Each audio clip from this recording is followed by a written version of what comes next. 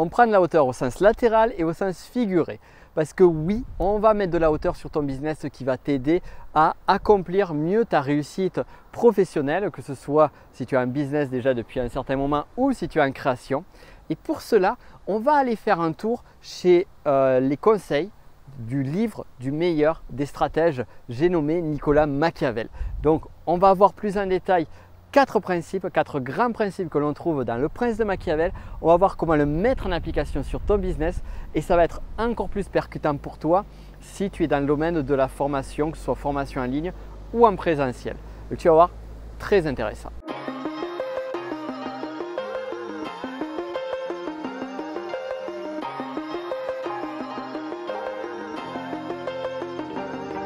Alors comme tu le sais, j'avais fait une vidéo récemment sur Nicolas Machiavel, sur le stratège de façon générale. Ici, on va prendre le prince et on va rentrer un petit peu plus en détail sur des points essentiels. Je ne peux pas faire une vidéo qui est exhaustive sur tous les principes stratégiques de Machiavel et du prince parce qu'il y en a tellement que ce que j'ai fait, c'est que j'en ai pris 4 fondamentaux et je vais t'expliquer comment les mettre en application. De même, on va faire un lien avec les formations numériques et notamment ma formation « Comment créer rapidement des formations lucratives ». Et tu vas voir en quoi les deux choses vont faire sens et en quoi ça va t'aider à prendre de la hauteur. Donc on va commencer par le premier des principes de Machiavel. Ce premier des principes, c'est celui qui est lié à la gestion d'une principauté, la gestion d'un État. Et ce que dit Machiavel, c'est qu'en fonction de ton statut, en fonction de là où tu es arrivé au pouvoir, tu ne vas pas gérer cet État, tu ne vas pas gérer cette principauté de la même façon. Quelqu'un qui est héritier d'un puissant, qui est héritier de l'ancien leader de ce royaume-là, ne va pas aborder la principauté, ne va pas aborder on va dire, le fait de régler son royaume de la même façon qu'une personne qui vient d'arriver par la force, comme une autre personne qui a été parachutée là. Donc en fonction de chacune de ces situations, on va s'adapter à l'environnement général et l'environnement de la personne. Et ça, c'est le premier conseil que tu dois prendre en considération. C'est-à-dire qu'en fonction de qui tu es, eh bien, ton approche business ne sera pas la même que celle de quelqu'un d'autre. Donc, il faut comprendre où est-ce que tu en es, à quel niveau tu en es aujourd'hui et en fonction de ça, on va mettre en place la bonne stratégie. C'est ce que j'explique notamment sur cette formation, comment créer des formations lucratives. C'est que tu as différentes approches. Certains sont doués sur l'écriture, d'autres sont doués sur la vidéo, d'autres sont doués sur d'autres façons, d'autres médias, d'autres supports. Donc déjà voir quel est le support qui est le plus simple, le plus adéquat pour toi. Si tu es doué sur l'écriture et que tu n'aimes pas la vidéo, ne fais pas de vidéo, purement et simplement. Et ensuite, on va s'adapter à notre royaume. En d'autres termes, en termes de stratégie, si tu commences à aller sur Pinterest, à faire des posts sur Pinterest et que tu veux vendre une formation en ligne, ça ne va pas marcher. Pourquoi? Parce que ton audience n'est probablement pas là. Donc il faut savoir où sont les personnes et qu'est-ce qu'on va mettre en place selon nous-mêmes.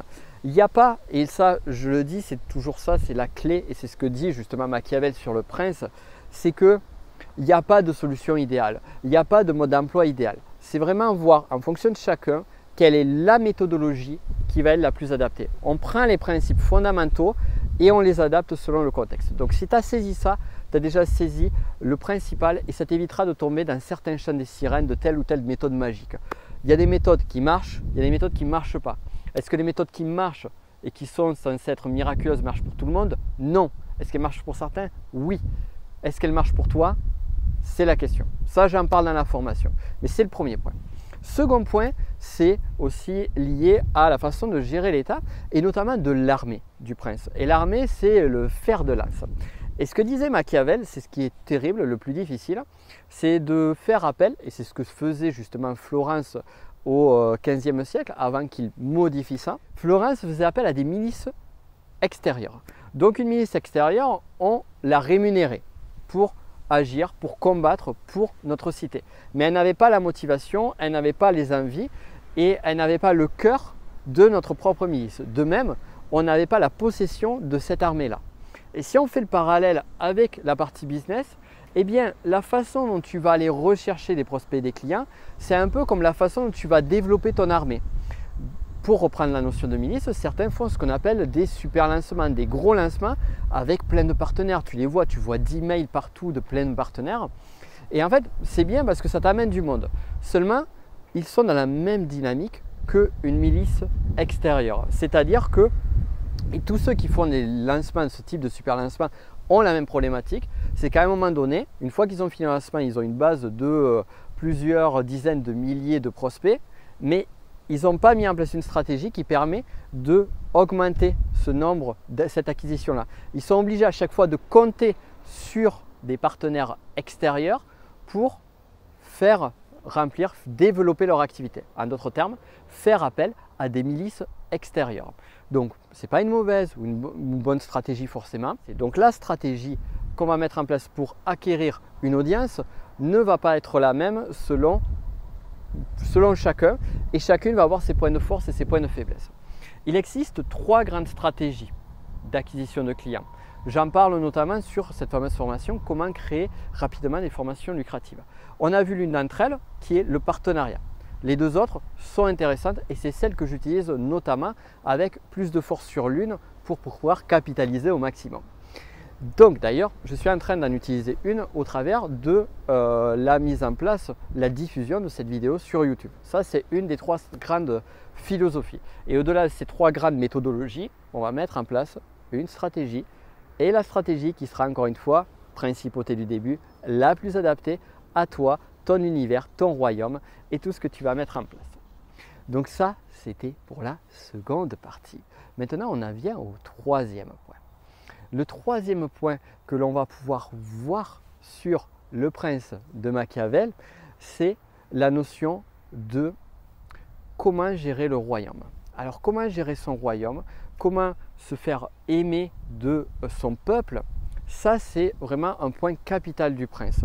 Le prince doit savoir se montrer vertueux, doit savoir susciter une forme d'admiration des personnes qui vont le suivre, qui vont l'écouter. Si ce prince-là n'est pas respecté, eh bien le peuple peut se soulever contre lui. On a notamment l'exemple de la Révolution française et d'autres choses autour. En tant qu'entrepreneur, d'un point de vue business, ce n'est pas tout à fait la même chose. On ne va pas avoir cette notion de leader et de groupe, on va dire d'État, mais on va avoir quand même une notion qui va être, voilà, il faut que j'arrive à me faire suffisamment respecter, que j'arrive à montrer suffisamment ma responsabilité, à quel point je suis légitime à aider les autres et à quel point je suis appréciable pour avoir une audience qui me suit.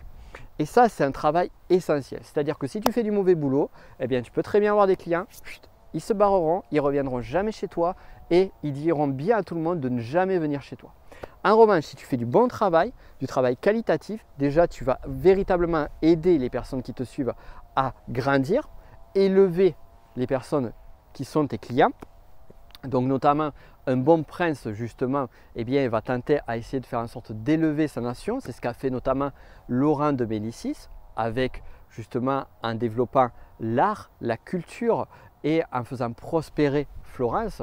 Donc c'est ça aussi, c'était dans le bien du peuple, dans le bien, pour le bien des autres. Donc il y a aussi cette notion de, à un moment donné, je dois être capable d'apporter un maximum de positif aux personnes qui vont suivre mes conseils. Et en même temps, c'est ça qui va faire développer notre activité et permettre de la faire prospérer. De faire prospérer, c'est le truc génial, moi que j'adore, c'est le fameux gagnant-gagnant. C'est nous on y gagne et les personnes qui nous suivent, nos clients, nos élèves, ils y gagnent aussi. Donc ça, tu vois, par exemple, c'est notamment, on va le faire au travers de tout d'abord la partie de vente en amont et ensuite, en plus de cette partie et surtout, la partie qui va être la partie de création du contenu. Comment créer un contenu qui est notamment sur de la formation en ligne, comment créer un contenu qui est pédagogique, un contenu qui aide, un contenu qui puisse être appréciable de tout le monde, un contenu qui puisse être utilisé, qui peut être simple. Et donc, comment on va fidéliser, comment on va faire en sorte que ce que l'on va donner va pouvoir être transmis de la meilleure façon. On dit souvent, si tu es expert sur un domaine, tu as juste à dire ce que tu fais et c'est ok, c'est faux, c'est faux, c'est faux, c'est archi faux. C'est pas parce qu'on est bon dans quelque chose qu'on va savoir le transmettre. Donc l'art de transmettre va être au cœur, va être le noyau de cette partie-là. Ça va être fondamental. C'est ce qu'on voit sur comment créer rapidement des formations lucratives. Sur la seconde partie, sur les 3 grandes parties, qui est liée spécifiquement à cette notion de comment je vais transmettre mon savoir, comment je vais passer de l'idée à la formation finie et que cette formation soit la plus pédagogique et la plus facile à mettre en place pour la personne qui va le suivre. Et enfin, le dernier point, c'est celui qui m'a à un moment donné obligé d'attendre 10 minutes pour pouvoir tourner la vidéo, c'est le contexte extérieur. Ce que va appeler Machiavel la fortuna, la fortune. Donc cette fortune, c'est quoi? C'est le facteur chance. Surtout, au-delà du facteur chance, ce sont tous les paramètres que l'on ne maîtrise pas. Et ça, c'est hyper important quand tu es entrepreneur de comprendre que ce facteur de non-maîtrise de certaines parties va être présente dans l'équation. Et il faut la prendre en considération. Alors, on va essayer justement de pouvoir gérer au plus possible les impondérables et autres, de pouvoir anticiper des situations qui ne sont pas forcément cool. Mais il y a des choses qui vont arriver comme ça et qu'on ne va pas anticiper, qu'on ne va pas prévoir. Et ces choses qui vont arriver vont être positives ou négatives, ou peut-être entre les deux. Mais ce qui va faire qu'elles vont être positives ou négatives, c'est surtout ce qu'on va en faire. Et ce que Machiavel appelle la virtu, la vertu. Mais pas la vertu telle qu'on la voit, c'est plutôt les qualités à rebondir, à utiliser le contexte, l'environnement et arriver à se dépasser, à faire. Il y a les épreuves et tu sais que dans certaines épreuves, il y a des personnes qui se transcendent et d'autres qui s'effondrent. Et donc du coup, c'est arriver à se transcender, à se sublimer au travers de l'épreuve. Donc cette fortuna va amener cette capacité de résilience, mais aussi pour justement pouvoir gérer ce contexte extérieur qu'on ne maîtrise pas, cette notion de mettre en place une bonne stratégie. Une stratégie qui, encore une fois, pour reprendre le premier point, est adaptée à soi, adaptée à son contexte. Une stratégie qui prend en compte les forces qu'on va avoir sur le point 2. Par exemple, tu te rappelles l'histoire des milices et des partenariats extérieurs. Donc, quel est le point d'entrée? Est-ce que je le maîtrise ou pas? Est-ce que je peux le dupliquer? Est-ce que je peux l'améliorer? Est-ce que c'est vraiment le point d'entrée sur lequel je suis le meilleur? Oui, non.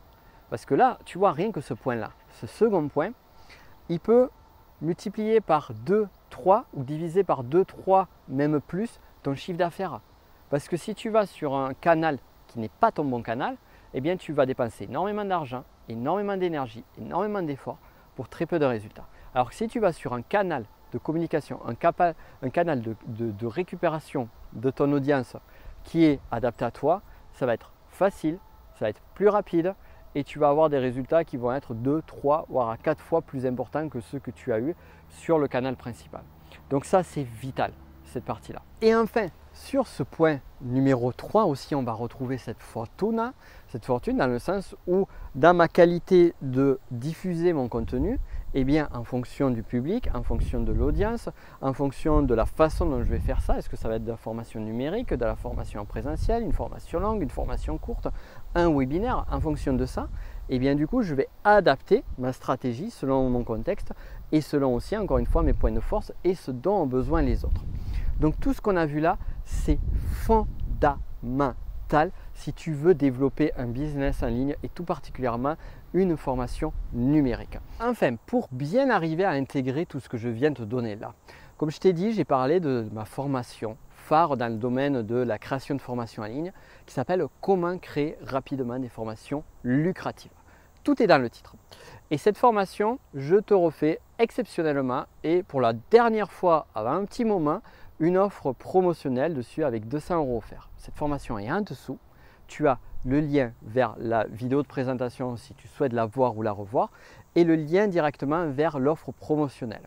Donc profite-en maintenant et cette formation va vraiment t'aider à mettre en application tout ce que l'on vient de voir là et surtout à l'appliquer à ton cas concret et à faire en sorte de ne pas seulement rester dans la théorie mais de pouvoir choisir, savoir ce qui est bon pour toi, ce qui n'est pas bon, ce qui va alimenter ton business de ce qui ne va pas l'alimenter, faire la part des choses entre les deux, comment délivrer, passer de l'idée au projet fini facilement avec toute une batterie d'outils pédagogiques qui vont pouvoir t'aider et enfin comment vendre cette formation et comment pouvoir toucher un maximum les personnes qui auraient besoin de tes formations aujourd'hui. Donc c'est ça, on va voir avec cette formation comment passer ton business au niveau supérieur. Donc pour cela, il est important de revenir sur les principes fondamentaux, sortir de toutes ces méthodes qui sont avec étape 1, 2, 3, 4 sans forcément réfléchir, sans forcément savoir le comment du pourquoi. Non, on revient aux fondamentaux et on voit ce qui est bon pour toi et ce qui n'est pas bon. Et ça, ça va être individuel à chacun, comme on l'avait vu justement avec Machiavel. Donc tout ce qu'on a vu là, on va y aller plus en détail, on va y aller plus en profondeur et tu vas voir la stratégie qui va t'aider, la stratégie qui va t'aider à cartonner. Et tu sais où c'est qu'elle est cette stratégie qui va cartonner? Eh bien, elle est dans le plan que tu vas mettre en place grâce à la formation qui est en dessous. Donc profite-en maintenant et on se dit à très vite pour d'autres aventures. Ciao!